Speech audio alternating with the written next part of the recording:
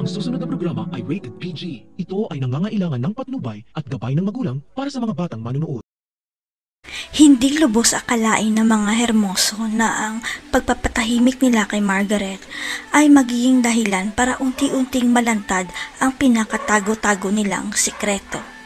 Hindi nagdalawang isip si Madame Dulce na bumalik ng Pilipinas matapos niyang mabalitaan ang nangyari kay Margaret, kaya siya ang papalit sa kanya sa kumpanya.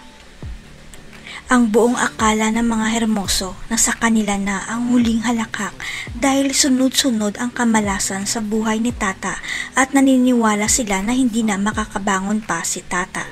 Hanggang sa malaman ni Ivana, ang mortal na kaaway ni Venice, na nagmatch ang DNA ni Tata kay Sir Gov, ang ibig sabihin si Tata ang tunay na tagapagmana ng mga Palma. Ipinapangako ni Ivana na gagawin niya ang lahat ng paraan para mapabagsak si Venice, kaya tutulungan niya si Tata na makabangon para pabagsakin nilang dalawa si Venice.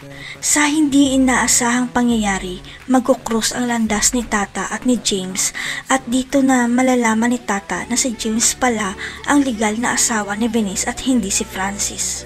Wala namang kamalay-malay si Tata na alam na ni Sir Gov at Lola Sweet ang totoo na siya ay isang tunay na Palma at handa na silang ipakita kay Tata ang DNA test result.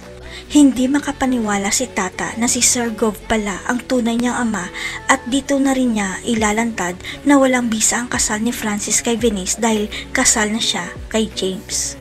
Magwawakas na kaya ang teleserye dahil malalantad na ang baho ng mga Hermoso.